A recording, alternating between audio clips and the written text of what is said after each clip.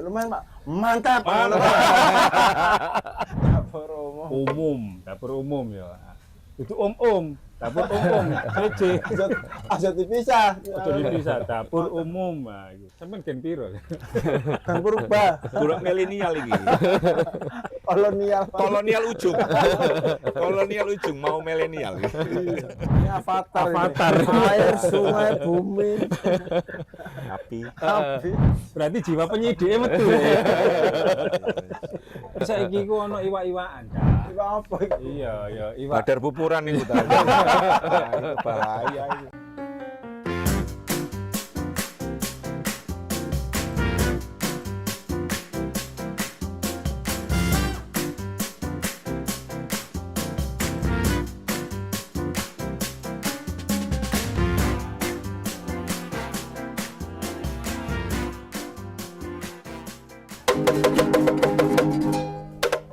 Assalamualaikum warahmatullahi wabarakatuh. Cak ning arek Surabaya dan Jawa Timur.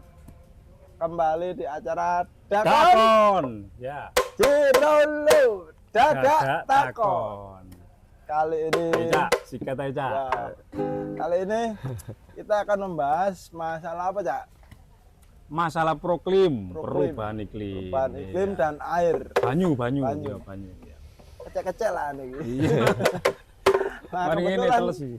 kebetulan awak dhewe kedatangan tamu, kerawuan tamu dua tokoh yang mempengaruhi kebijakan dan bisa saling sinergi nih. Alhamdulillah ada Pak Yusha ini dari LPMK Rungkut Tengah dan Pak Dedi Kepala Dinas Lingkungan itu. ada RT kan di lingkungannya. Kali ini sebagai Kepala Dinas Lingkungan Hidup Kota Surabaya. Lanjut ya. Iya, kalau Mas Yusa ini pakare sungai ini sekaligus Dewan Pendidikan tadi ya. Campur-campur ini. Campur-campur. Lo Cuman- jenggote ku ada jelas. malaikat bergelantungan. Iya. Jadi kalau menurut Mas Yusa sendiri itu dalam kondisi perubahan iklim saat ini itu seperti apa, Mas? Terutama Surabaya, Mas. Ini kan mulai musim hujan gitu kan. Nah, ini sing dimaksud perubahan iklim itu seperti apa, Mas? Iya, kalau dimaksud perubahan iklim yaitu di mana ada sistem tekanan atmosfer sama hubungan atmosfer yang secara keseluruhan itu mempengaruhi cuaca dan tidak hanya sekedar cuaca tapi ya kondisi lingkungan di masyarakat sekitar. Nah, kalau cuacanya berubah, waktunya musim hujan, tidak hujan, nah ini kan merepotkan. Waktunya merepotkan siapa? Merepotkan petani. Merepotkan siapa? Ya merepotkan semua pihak. Nah, waktunya hujan, tidak hujan. Nah, ini juga merepotkan semua masyarakat. Jadi kalkulasi pendapatan, kalkulasi hitung-hitungan kapan mulai nandur, kapan mulai panen, ini akan hancur semua, rusak semua. Nah, apa yang bisa kita lakukan untuk mengurangi dampak perubahan iklim? Ya, beradaptasi sekaligus melakukan proses membuka ruang-ruang, kembali lagi ruang-ruang hijau ya mungkin ya, karena sistem tekanan atmosfer kan dipengaruhi sama ruang-ruang hijau. Iya, karena rasanya kayaknya oksigen ini juga udah mulai berkurang ini ya. Waduh, ini bahaya nih rada oksigen ampek berkurang ya. Mana ini cuaca panas, lelek panas semua pol ya. Hah? Kira-kira antisipasi atau jalan keluarnya apa ya? Nggak ada lagi, ruang terbuka hijau harus tetap dipertahankan dan diperluas malah ruang-ruang terbuka hijau. Kalau kemudian tantangannya, loh kapan bangun nek gak iso ruang terbuka hijau tetap dipertahankan. Ya banyak hal yang bisa dilakukan. Laut itu adalah bagian dari ruang terbuka hijau. Makanya laut jangan dijadikan daratan. Kalau laut dijadikan daratan, maka itu akan mempengaruhi Reklamasi. Nyerempet nih Pak. Ada di siap-siap ini.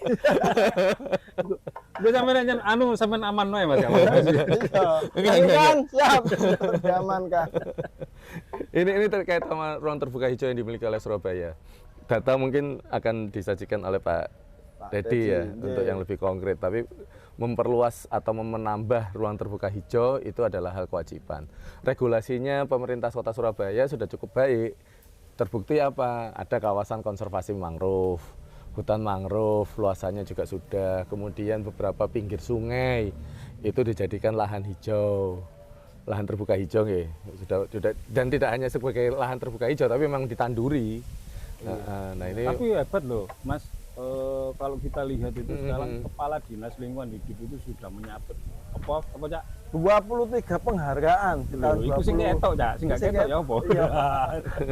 Ya, Pak, tahun ini kan ya dapat penghargaan salah satu terbanyak ya untuk Kota Ya. Surabaya. Ya.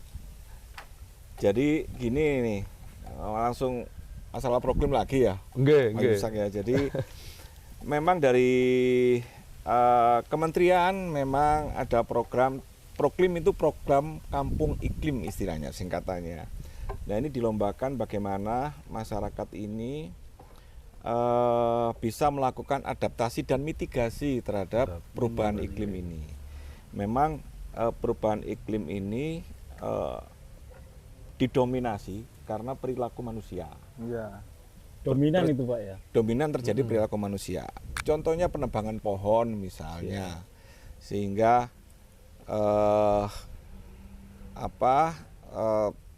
air dari hujan itu tidak tertahan gitu dan sebagainya. Tidak terserap. Terus sungai-sungai sekarang juga menjadi banyak yang kering gitu. Tapi kalau pas hujan malah meluber dan sebagainya, meluap dan Banjir sebagainya, banjir. Memang yang kita rasakan sekarang ada data yang menunjukkan bahwa kenaikan suhu di bumi ini memang cukup signifikan peningkatannya.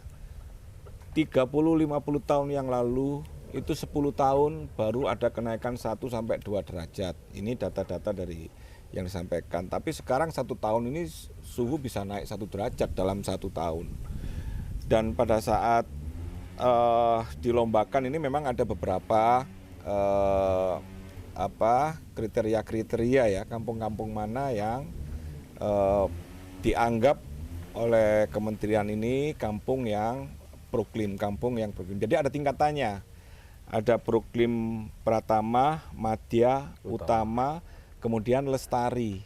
Lestari ini tingkatannya yang udah Tertinggi ya. dia tertinggi sudah, dan bukan hanya saat ini saja, penilaiannya itu juga terkait dengan keberlanjutannya. Iya, iya. Jadi bisa dapat Lestari itu kalau sudah sekian tahun dia mempertahankan kondisi itu. Jadi masyarakatnya konsisten. Iya. Ini kan program yang berbasis partisipasi masyarakat betul. ya. Pemerintah kota mendorong itu. Ya, ya.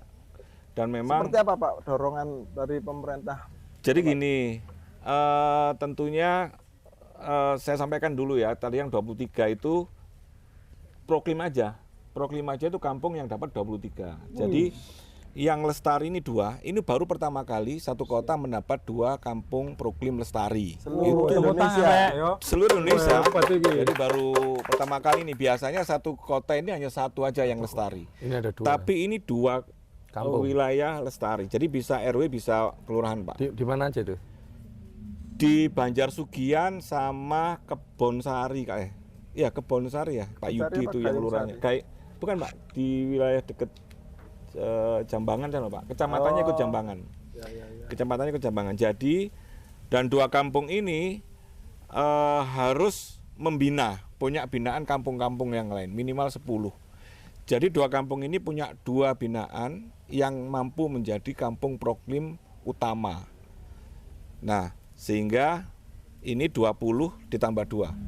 22. Satu lagi ini yang di Bubutan, Pak. Jadi Bubutan kampung ada, Pak, ya? Bubutan itu dia mandiri, Pak. Tanpa bimbingan dari kampung proklim Lestari tadi, dia mendaftarkan, dia sudah bisa mengondisikan kampungnya ini kampung yang bisa melakukan lingkungan, mitigasi dan beradaptasi terhadap lingkungan. Apa aja sih poin-poinnya tadi yang Pak Yusak sampaikan? Karena musim yang tidak menentu sehingga petani ini banyak yang susah ngitung kalkulasi kapan panen kapan ini, sehingga sering terjadi gagal panen.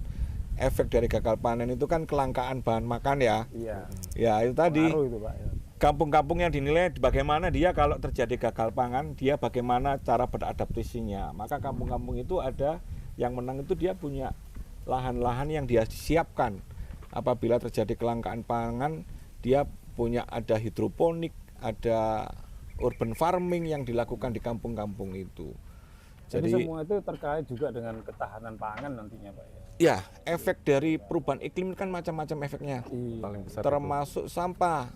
Buang sampah sembarang, bagaimana ngelola sampah dan sebagainya, itu juga jadi salah satu penilaian, dan itu tentunya semua berkat ya tadi kolaborasi seluruh masyarakat yang ada di sekitar. Peran serta masyarakat, semua karena peran termasuk Ansip, Pak. Oh, wajib, Asli. wajib. Siap Pak, siap laksanakan.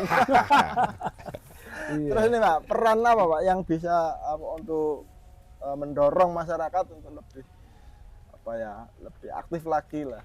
Ya, Lebih peduli lah paling tidak. Ya, Ya. kita sosialisasikan. Jadi kemarin pada saat proklim, satu kalimat yang saya garis bawahi yang disampaikan oleh Ibu Menteri Lingkungan pada saat sambutan di proklim itu, beliau nyampaikan bumi ini saat ini tidak baik-baik saja. Wih, ngeri, Pak. Ya. Loh, betul Pak. Ngeri. Itu yang disampaikan kalimat itu, karena memang sudah banyak terjadi pencemaran dan sebagainya. Nah, ini yang kita ajak masyarakat, kita sadarkan ke masyarakat, dan beberapa kota ini sudah pada teriak-teriak darurat sampah dan sebagainya. Iya. Nah, oleh karena itu Surabaya sebetulnya dalam pengelolaan sampah saat ini insya Allah masih yang terbaik. TPA-nya bisa menghasilkan listrik dan sebagainya. Tapi itu bukan berarti Surabaya baik-baik saja. atau berhenti Sama, tetap berhenti waspada. berinovasi. Iya. Atau berhenti tetap berinovasi. kita harus siap pengelolaan sampahnya, kita siap juga mengembangkan inovasi dan lain-lain, bukan hanya di masyarakat. Kita sosialisasi, mengajak masyarakat mengelola lingkungan itu mulai dari PAUD.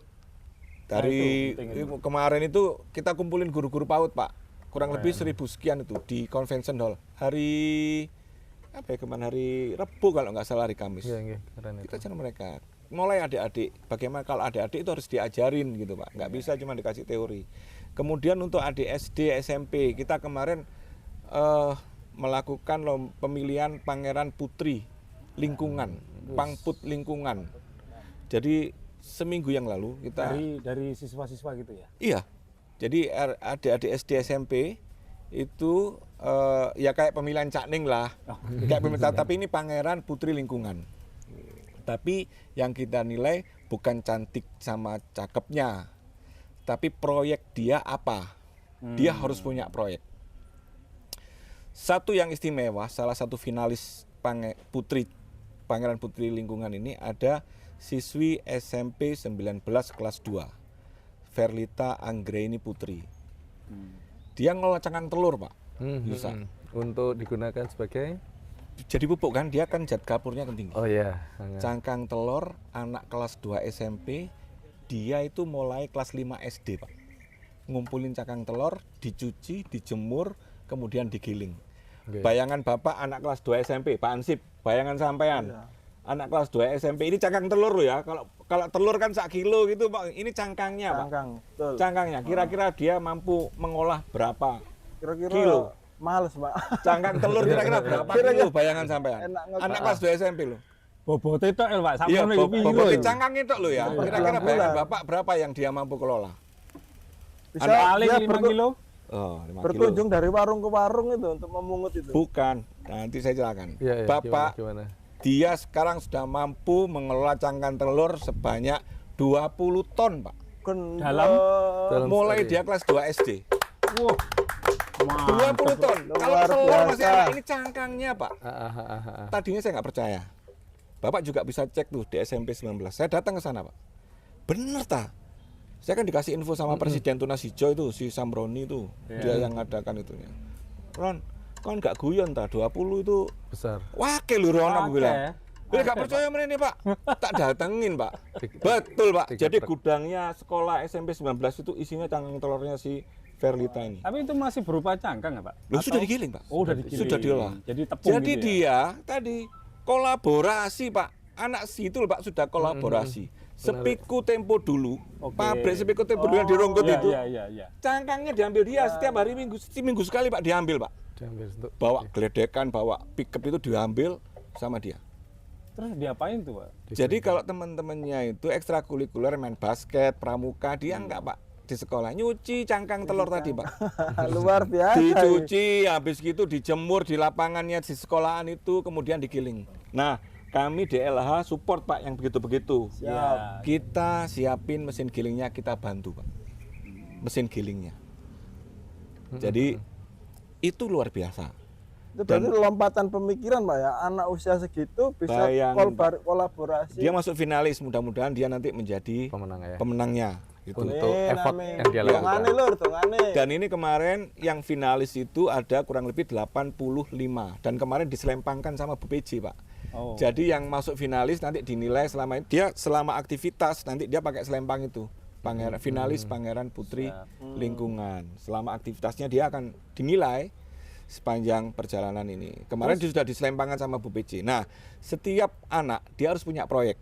Tadi yang saya sampaikan. Seperti itu. Verlita ini sampai 20 ton. Ada lagi Queen yang di Tambak Wedi, dia mengembangkan maggot, Pak. Maggot itu kan dikasih makan sampah organik ya. Jadi toko-toko buah yang busuk-busuk itu sama dia diambil, terus kulit-kulit orang jualan buah di tepi-tepi jalan itu kulitnya diambilin sama dia. Dia sudah berjalan mulai Februari sampai sekarang sudah berhasil mengurangi sampah organik sebanyak 37 ton, Pak. Saya tanya, kamu 37 ton, lu hitung-hitunganmu kayak apa? Tahu tak kamu 37 ton itu banyak? Tahu, Pak. Jadi dia raknya, dihitung raknya. Magotnya itu ditaruh di rak. Ada empat, satu rak ini 4 kotak, 4 susun. Dia punya 6 rak. Satu rak ini isinya sekian 100 gram baby maggot. Itu makanannya setiap harinya 4 kilo. Satu kotak itu. 4 kilo itu masih baby, nanti kalau sudah agak besaran dikit tambah lagi jumlah makanannya. Di total mulai Februari sampai sini hitung-hitungan betul Pak. Nah ini satu warga Danio, satu warga dan itu masih seumpomo Pak. Iya. KB kayak gitu loh. Loh, itu peluang bisnis Iya. guys.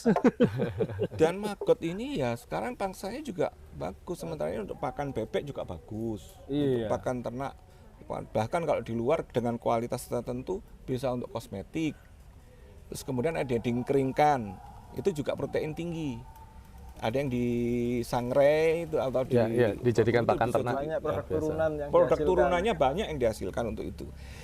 Ini salah satu contoh kreativitas dari adik-adik. Ini masih SD SMP Pak. Itu yang di bidang sampah. Ada yang bidang tanaman. Yang Pangeran Putri boleh di bidang tanaman Pak. Ada yang tanaman kemangi. Itu minimal dia harus 1000 tanaman Pak. Baru bisa masuk finalis. Ada lagi minyak jelantah. Dari Minyak jelantah. Dari dikelola gitu. Dikelola. Okay. Jadi ada yang ya akhirnya teman-temannya kalau ada minyak jelantah suruh bawa ke sekolahan, diambil sama dia dikelola. jernihkan lagi gitu. Bukan Pak. Ada produk turunan pakai lilin, dijadikan sabun, macam-macam juga produk turunannya. Gitu Keren loh. Pak ya. Wah, ini Jadi itu harus nyambung Pak ya, keinginan dari siswa, terus guru juga harus menyiapkan Ya. perangkatnya. Ya, makanya waktu 1 bulan yang lalu itu ada penghargaan Adiwiyata. Adiwiyata itu sekolah Adiwiyata Pak, Iya, yang saya dapatkan paham. sekolah-sekolah. Surabaya ya insya Allah ya dapatkan terbanyak. 15 Adiwiyata nasional, 5 Adiwiyata mandiri.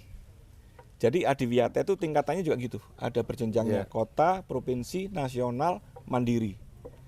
Nah yang mandiri ini 5 sekolah, 15 ini yang nasional. Tapi penyerahan penghargaan di Pura kemarin yang istimewa salah satunya adik Verlita, karena sudah dari KLHK sudah meninjau Pak. Dia diundang sebagai pembicara sebagai apa Mentor lah. narasumber mentor di depan 750 kepala sekolah se Indonesia yang mendapat adipura pada saat itu. Betul Pak, adik dan dia benar-benar anak Surabaya Pak. Asli. Wah, Bapak bisa lihat di Percaya YouTube-nya diri itu. ya, percaya diri ya. Percaya diri Surabaya. Anak kelas 2 SMP, cewek Pak. Bapak bisa lihat di YouTube-nya itu. Aku penganugerahan Adiwiyata. Itu Severlita itu, woi. Ngajari sekolah-sekolah. Terus ada satu pertanyaan lagi. Dari guru kan ada pertanyaan tanya jawab. Salah satu guru nanyakan, Dek Verlita apa nggak dibully? Gimana nanggepin kalau ada yang bully-bully? Kan begitu Pak. Ada yang idealis itu justru malah sama temennya dibully. Dia ceritakan awalnya memang ya ada. Awalnya memang ada yang ngolok-ngolok Pak. Gitu ya, kemudian laporkan ke gurunya, akhirnya gurunya ayo diajak sama-sama bantu Verlita. Gurunya ngajak teman-temannya itu ayo bantu Verlita. Untuk itu. Akhirnya bantu nyuci, bantu jemur dan sebagainya di sekolah. Ada namanya program kawan sebaya. Nah, itu Di sekolah-sekolah SD dan SMP di kota Surabaya itu. Dan sekarang katanya si Ferdinand sekarang dia sampaikan mereka ketagihan. Jadi kadang saya masih di rumah waktu jemur, teman-temannya udah pada nelponin. Fer, kapan ini kita jemur? Kapan ini gitu. Jadi mereka sekarang ketagihan. Mereka iya. Jadi itu perubahan perilaku. Iya, itu. Nah itu salah satu bentuk gerakan-gerakan masa kini ya yang harus dicontoh untuk generasi. Ya. Dan saya sampaikan ke mereka setiap kali kesempatan mereka termasuk ke finalis-finalis mereka kan Gen Z ya. Gen Z. Gen Alpha sekarang ini. Kalau Gen Z sudah 17 tahun ke atasan. Sampai Gen Piro. Kan berubah. Kurang milenial lagi. Kolonial ujung. Kolonial ujung mau milenial. Saya sampaikan, kalian ini nanti yang mendiami di bumi ini 50 tahun, 60 tahun ke depan ini kalian. Kalau kalian mulai sekarang tidak memperhatikan lingkungan ini, tidak menjaga lingkungan, menjaga bumi ini supaya lestari, kalian nanti di saat yang mereka bumi ini sudah rusak, kalian udara sudah nggak sehat, yang lain sebagainya, nanti yang rugi kalian sendiri gitu. Sehingga yang selalu saya sampaikan ke mereka, dan alhamdulillah mereka juga finalis kemarin betul-betul luar biasa. Adik-adik masih seumur sekian, mereka sudah pola pikirnya sudah bagaimana dengan lingkungan ini gitu. Jadi tidak sekedar tidak sekedar pola pikir, langsung tindakan nyata itu Pak. Iya, ya kalau yang pemilihan yang lain kan teori, tanya jawab, gimana, terus kesenianmu apa nih. Kalau ini dia memang proyeknya, proyek lingkunganmu apa, itu yang menjadi penilaian utamanya. Lalu kalau untuk ketersediaan air sendiri menurut di data LHK sekarang bagaimana kondisi Pak? Apakah aman-aman saja atau bagaimana? Nah, itu yang memang kemarin tidak secara spesifik disampaikan oleh Ibu Menteri. Ibu Menteri menyampaikan bumi ini tidak baik-baik saja, artinya ya keseluruhan lah. Proklim ini secara keseluruhan gitu, seluruh. Jadi termasuk oksigennya juga kan? Kualitas air, kualitas udara, kualitas persampahannya seperti apa, itu yang menjadi indikator-indikator untuk lingkungan ini. Kalau dari toko LPMK sendiri, sehingga LPMK nih gitu. Iya, kayak gimana di tahun kartu asing. Kalau di warga sendiri, apakah kepedulian terhadap lingkungan itu persentasinya masih besar? Iya, kalau bicara kepedulian, saya justru melihatnya bukan pada proses kepeduliannya ya, tapi hal-hal baik apa yang dilakukan oleh warga. Kalau kita melihat kondisi air sungai kita dengan sedimentasi yang cukup besar dan sumbangan sedimentasi dari rumah tangga itu sebesar 3-6%, itu cukup besar loh sumbangannya. Per apa itu? Per tahun dari seluruh ya per tahun, per hari ya tentunya. Kan hitungnya dari per tahun kan per hari, per bulan, per tahun. Nah, itu sumbangannya cukup besar untuk sedimentasi di sungai kita. Kemudian bagaimana pola baku air PDAM yang diambil itu bebannya sangat besar. Terbukti beban pengolahan air bersih yang digunakan oleh kita sehari-hari, PDAM itu PDAM Surya Sembada betul ya. Nah, itu paling tinggi, termasuk yang paling tinggi di Indonesia biayanya. Nah, itu kan menunjukkan bahwa air yang diolah, kualitas air yang diambil, baku air yang diambil itu buruk. Ini juga terkait sama banyaknya program antara Jasa Tirta, Das Berantas. Kebetulan Surabaya ini kan dialiri 2 das. Yang pertama Das Berantas sama Das Bengawan Solo. Persoalannya kalau Das Bengawan Solo ini hanya ada di Sungai Kalilamong, perbatasan dengan Gresik. Itu hanya itu, yang lainnya adalah Das Berantas. Nah, di Das Berantas sendiri ini juga kalau bicara pengolahan air, limbah dan sebagainya, memang tidak seperti pada tahun 1800-an ketika industrialisasi di kota Surabaya baru muncul dan memanfaatkan Sungai Kalimas sebagai baku operasionalnya. Di situ sampai ada wabah kolera gara-gara pemanfaatan sungai yang tidak baik. Nah, saat ini dengan teknologi yang ada memang itu susah kejadian itu akan susah terulang. Namun yang dikhawatirkan justru yaitu tadi biaya untuk mengolah semakin tinggi.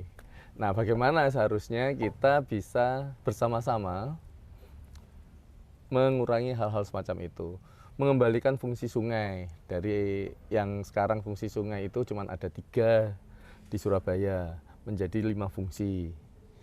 Apa aja 3 itu kalau sekarang kan cuman pengendali banjir, kemudian air baku untuk air minum, kemudian satu lagi itu untuk irigasi.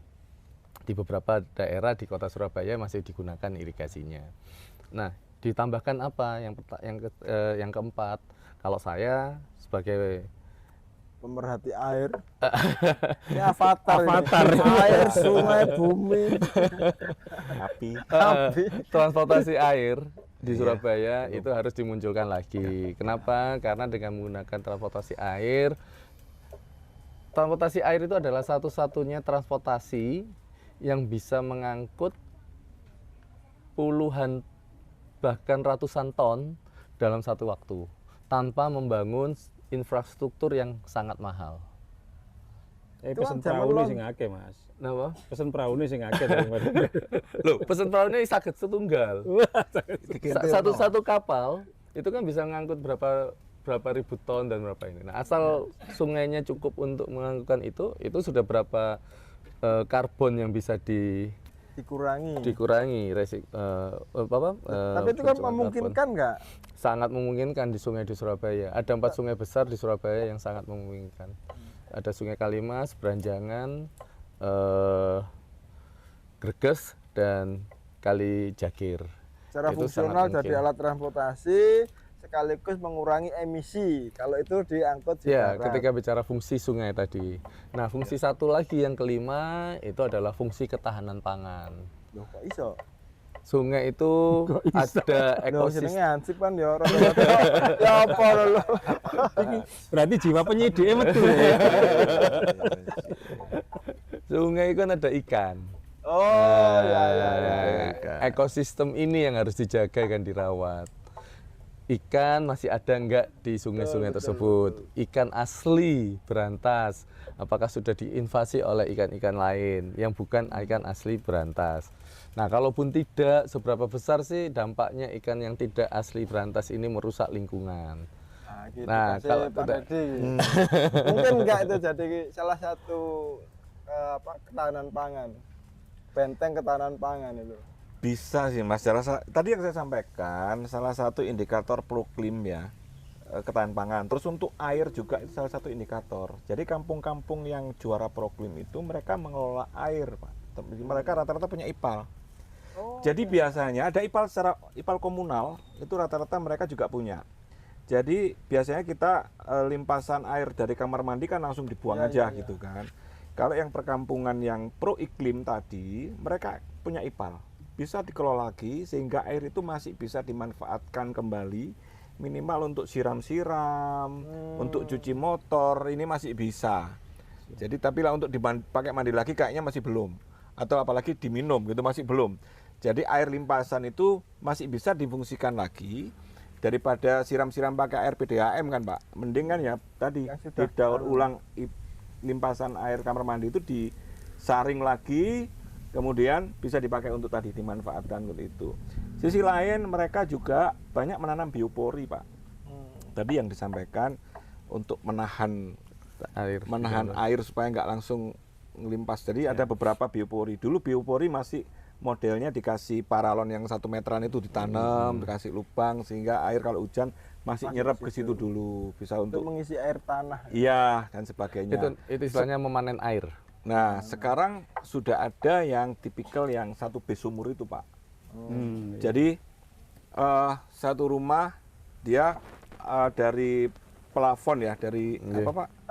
Talang itu nggak langsung dibuang ke got, dimasukkan ke biopori tadi, baru kelebihan biopori ini keluar ke got. Itu satu rumah kalau dia nanam 2 base itu kan kurang lebih 60 cm ya. Kali 2 lebar 1 ini. 1 meter Kalau lebih. setiap rumah itu nanam biopori seperti itu, jadi kalau hujan nggak langsung ke got, masih ketahan dulu. Insya Allah nggak akan banjir, bebas banjir, ketahan dulu di sini, dinding air tanahnya seperti itu. Dan memang juga ada tadi yang magot tadi salah satunya yang ditambak wedi itu untuk pakan ikan juga. Jadi mereka budidaya juga. Ada yang lele, ada yang patin. Itu Kalau yang kemungkinan sungai sebagai basis ketahanan pangan seperti yang dibilang Mas Yusa itu kira-kira memungkinkan nggak Pak untuk sungai di Surabaya itu Pak? Nah, Ini ini saya sih dipancing wong-wong. iya. Tapi saiki ku ono iwak-iwakan, Cak. Iwak apa itu? Iya, iwak. Badar bupuran itu tadi. Nah, itu bahaya itu.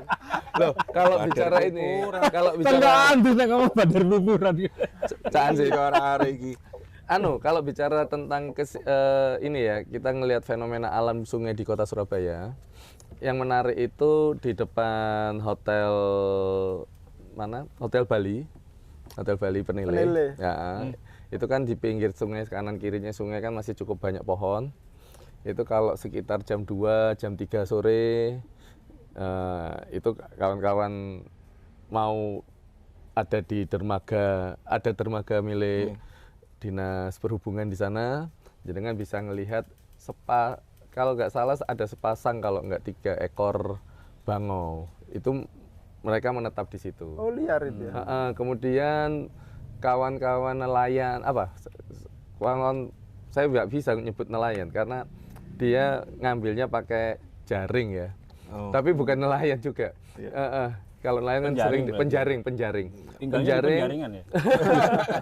Jangan-jangan anggota dewan. Jaring aspirasi. Nah itu dia dalam satu minggu dia 2 kali ngambil ikan nila ya. Ngambil ikan nila di sana. Jadi Kira-kira area itu berarti bagus kan? cukup baik. Artinya, ada indikator alam. Ada bangau tadi kan hidup di situ. Cuman bagaimana ini jadi menyebar di sepanjang sungai kan. Kalau kita ngelihat kenapa kok di situ sangat memungkinkan, karena di situ sebelumnya ada kelokan. Sebelumnya di situ juga kelokan ini kan membuat Sedimen jadinya. sedimen dan lain sebagainya, itu ada kayak penyaring dan lain sebagainya ya. Terus model dindingnya juga berbeda. Model dindingnya tidak semuanya beton, tapi agak ada yang miring, dan itu berfungsi juga banyak hal, saya pikir itu. Ya. Nanti saya perhatikan, Dek. Jadi artinya sungai di 4 sungai besar ini masih sangat punya keunggulan di ketahanan pangan. Cuman bagaimana untuk meningkatkan. Belum ada, setahu saya belum pernah ada mengidentifikasi jenis ikan apa saja yang ada di Sungai Konyo Kota Surabaya. Ini kan endemis itu ya. Nah, dengan mengidentifikasi jenis ikan, maka kita akan menjaga kelestariannya juga. Mungkin ke depan kawan-kawan di LH bisa melakukan hal itu. Tidak hanya pribadi tapi Masyarakat berkolaborasi juga terlibat. dengan Para pihak lah. BUMN. Ya betul. Betul. Ini kan mungkin kan. Memungkinkan. Jadi ketahanan kelestarian Ya, kelestarian. keberlanjutan dari Sustainable. Aku bisa diajari. aku mau ngomong sustainable. Diajari. Mbak sama najari Pak RT. Pak Dedi nggak ngomong sustainable, belum pernah ngomong sustainable. Iya. Malah pansip di sian. Pansip bisian, luar biasa iki Ustaz. Padahal lungguh jejer tok lho iki Mas. Ketularan. Tularan Pak Ketularan Dedi. ilmu nutrisi. Wis saiki aku bedhe-bedhean rek. Ayo. Panganan apa sing ana huruf O ne? Ayo. Apa huruf O? Opak lah bahasa Jawane kan. Iya. Jadi nang kene iki, jadi kita ini kan sekarang ada di dapur UMUM. Dapur umum ya. Itu dapur umum, PC. Aja dipisah. Aja dipisah, dapur umum. Nah, iku. Di sini ku akeh rek space iklan ya toh. Lah iki contohnya iki ana produk UMKM iki mampir bisa nang kene. Ya apa cak iki? Cak? Iki apa iki, Cik? NTP. Iki Brambang goreng. Brambang goreng produk Kain Cipane. dari monggo. Iya Pak Didi. Dijak omong ae tamune digletakno. Lah iya. RT iki lho ya apa tugase iki. Wis mari lho masa iki padahal. pajangan. Asli. Iki produknya Alif Onion dari UMKM Rungkut Tengah. Iki rasanya garing, nggak percaya. Nggak percaya rungono. Iku apa bawang aja? Brambang, Oh, brambang. brambang itu bawang merah. Oh iya sih. Bismillahirrahmanirrahim. Sama nek mangan brambang koyo ngombe obat ku. Enggak boys. Rada lebay. Garing iki rek, enak garing, regane juga murah. Nek nggak percaya hubungi langsung di Rungkut Tengah. Apa langsung nang Pak Alif LPMKI? Nah, langsung Pak LPMK. Ciri-cirinya ada jenggotnya, berkacamata. Lah iki Mana ono? kopi. Nah, kopi iki, Cak. Iki juga kopi produksi Lokajaya dari UMKM Rungkut Tengah juga. Wah, rungkut Nah, kabeh. kopi ada juga ini bawang putih. Nah, lek ana bawang merah, brambang, kudu ana bawang putih, Cak. Lah ana bawang putih berarti ana kacangi pisan, Cak. Bisa ditambah-tambah itu. Kopi ini coba kok. Terus Iya. kopi ini gak diicipi. Iki kopi ini. Monggo. Tunjuk kopi Nah, ini. ini salah satu Iki- kopi yang sudah diracik tadi ya. Oh, Iya, kopi iya. ini ya? Ini ya. Ini Iya. hasil Silakan. Monggo Pak Dedi. Saya diicipi. minum ini. produk dari kawan-kawan UMKM Lokajaya Rungkut Tengah. Ayo diceluput. Kopi Nggak Toro malah nyeruput, AS. Masya Allah. Torabika apa napa robusta iki? Biar. Ini Langsung Ini melek. blended, Pak. branded ya. Blended. Dia robusta sama arabica Nah, campur. ternyata Pak Dedi ini ahli kopi juga. Penggemar kopi. Hmm. Pripun Pak rasanya Pak? Ya lumayan. Jek lumayan Pak. Mantap. Iya. Kayak promo. Kopi sih. Sampai nyekso nek gawe iklan. Mari lah dikeluarkan. Ini rasanya kopi-kopi klasik kayak Wah, kopi-kopi dulu. sip. Mantap kayak kopi-kopi zaman dulu, Pak. Kopi rempah ini ternyata ya. Iya, ada rasa-rasa ininya juga rempahnya. Iya. Tapi Mas Yusa biasanya kopi kejantanan deh. Kopi gereng. Bahaya ya. Kopi lanang. Kopi lanang itu kopi biji tunggal. Oh ya. Istilah baru. Terus siapa Cak kira? Saiki wayahe sampean niku ngekeki pertanyaan nang wong-wong. Kentongane rek. Di sesi pertanyaan. Wah. Apa rek? Kon takok apa rek kira-kira rek? Kon gak takok kon yo berarti gak nyimak kon berarti. Kuya pringis. Terus manfaatmu apa urip iki? Iki bahas lingkungan hidup bukan lingkungan mati. Ngerti ya? Monggo. Dari pernyataan Pak Didi tadi terkait dengan minyak jelantah kita yang diproduksi kembali menjadi lilin ini dan sebagainya. Saya lihat kemarin memang banyak sudah dilaksanakan oleh beberapa sekolah dasar, termasuk itu anak saya kemarin ngumpuli di lantai. Saya tanya ke anak saya, ini buat apa nak? Oh ini ya nanti di sekolah itu dibuat bermacam-macam katanya. Salah satunya dibuat lilin, terus dibuat sabun. Ya. Nah, saya rasa itu bagus Pak. Namun penekanannya dari pemerintah masih kurang Pak, sehingga pelaksanaan itu hanya sekedar seperti formalitas cukup ada gitu loh. Nah, saya rasa perlu penanganan atau solusi atau metode apa yang lebih mengena ke anak-anak, sehingga anak-anak itu benar-benar merasakan bahwasanya kita butuh inovasi ini gitu, menjadi sebuah pengalaman nanti ketika mereka dewasa Pak. Ya. Monggo Pak Dadi. Nah, saya langsung. Jadi gini, untuk pengelolaan lingkungan itu kan kita penekanan kita kan 3R tadi, reduce, reuse, recycling gitu ya. Reduce itu kita mengurangi sampah, jangan nyampah lah kasarannya. Kemudian reuse itu memanfaatkan kembali yang sudah ada, ya. Reuse jadi kayak tas ya, tas yang baju sekarang yang sudah nggak kepake biasanya langsung dibuang. Sekarang ada lagi nih model thrifting yang lagi rame, akhirnya digunakan dalam bentuk yang sama, itu reuse, jadi nggak langsung dibuang. Nah, yang tipe ini itu recycling, jadi dimanfaatkan kembali tapi dalam bentuk yang berbeda. Tiga pola 3R ini seluruh dunia udah ngenal ini, untuk mengelola lingkungan ini kita harus melakukan 3R ini ya. Salah satunya tadi dari minyak jelantah tidak langsung dibuang, nanti mencemari air, nanti dimarahin Pak LPMK kalau langsung dibuang ya kan, karena bentuknya cair. Ya. Nah, dimanfaatkan seperti itu. Nah, ini adalah salah satu ide inovasi atau proyek dari seluruh peserta Pangeran Putri Lingkungan. Memang salah satunya itu yang mereka lakukan proyeknya. Ini menjadi contoh, gitu ya. Pemerintah kota dalam hal ini untuk sosialisasi, untuk menampung itu juga sudah kita laksanakan. Ya. Contoh yang dilakukan adik Verlita tadi, itu bentuknya memang masyarakat itu akan kurang menarik, masyarakat akan kurang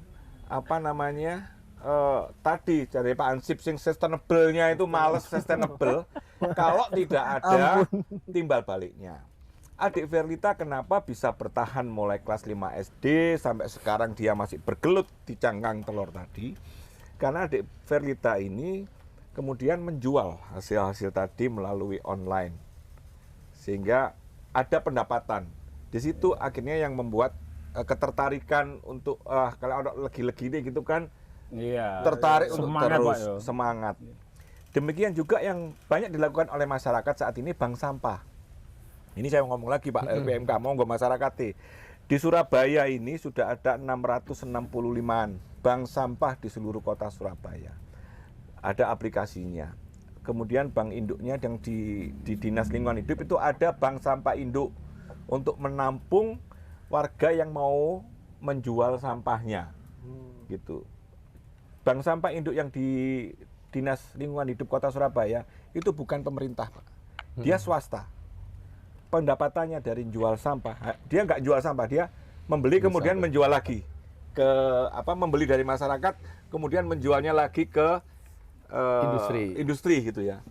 Penghasilannya dari situ setiap bulan tidak kurang dari 150 juta. Sehingga bank sampah yang di lokasi di Jalan Menurut dia mampu sewa asetnya pemerintah kota, Pak. Dia mampu sampai sewa aset itu. Karena ini valuable gitu loh ya, dan sangat menarik dan masyarakat banyak. Bahkan mereka di Bank Sampah Induk Surabaya itu istilahnya kalau ada yang mau datang menjual itu terbuka, sebutannya nasabah, Pak. Jadi dikasih buku juga. Oh, ini nasabah datang. siapapun boleh menjual apapun di sana. Plastik mau kaleng mau ada kriteria-kriterianya. Sampai jelantah dia juga terima. Betul, Pak. Sampai jelantah dia juga terima.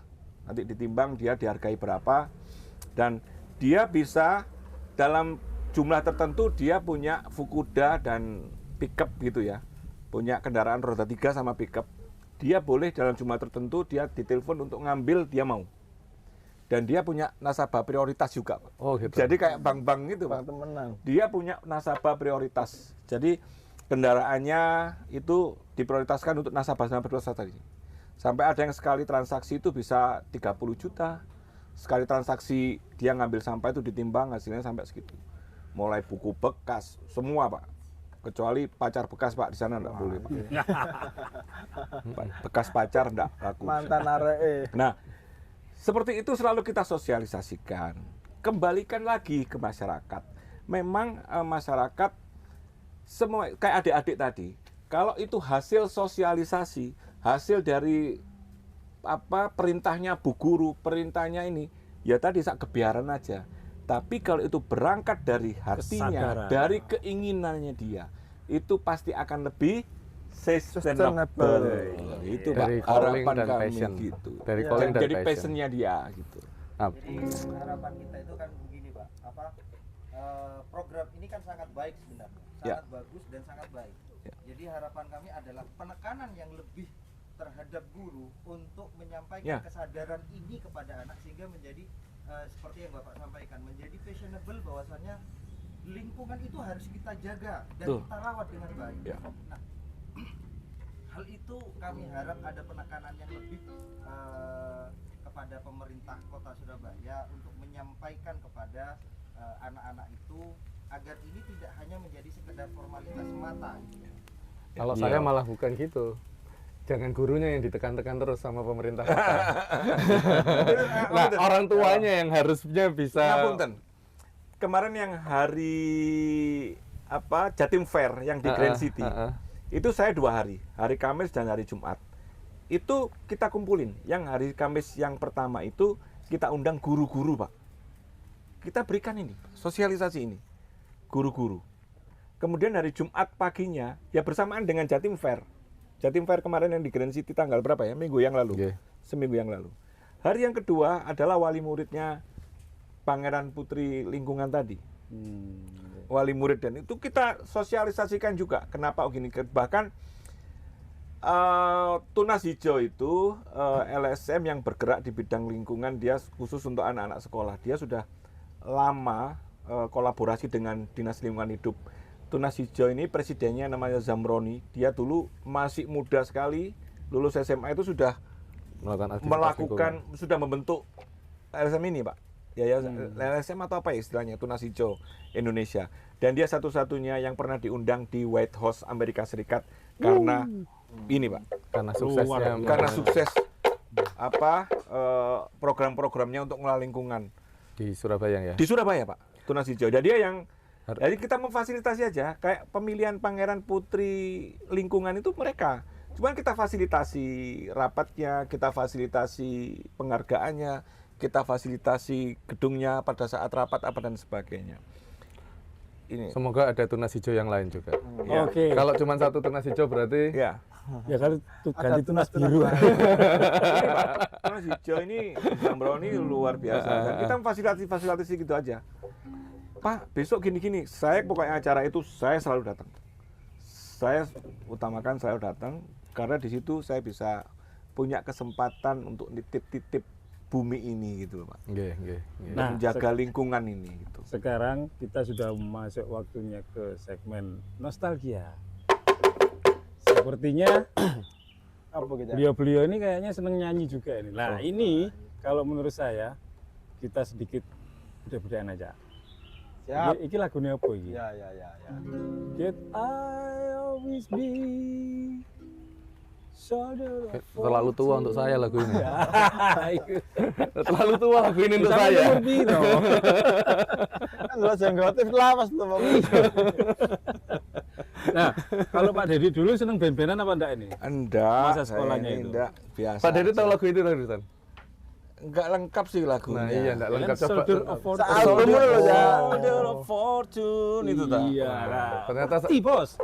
Second ya lima sesuai itu, Pak. kan. Saya lebih Lima itu, ya. muda. Lah sampean lebih muda tuh.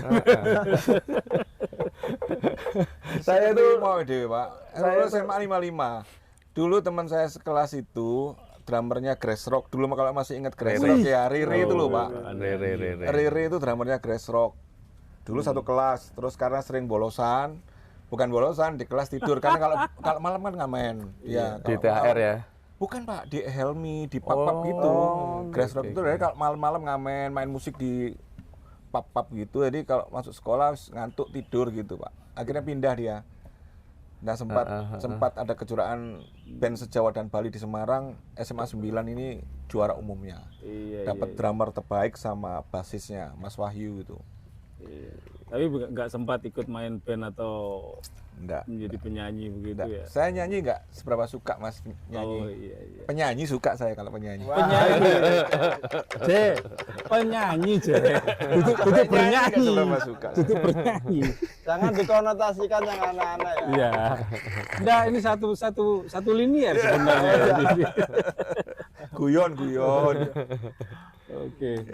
Jadi kalau sudah seperti ini berarti sampean kan kalau tak kenal maka tak sayang. Nah, ini Pak Dedi ini ternyata orangnya seperti ini, yo, rek arek-arek Surabaya lah. Ini Pak Dewan Pendidikan Mas Yusa ini juga ternyata yo enak diajak ngobrol.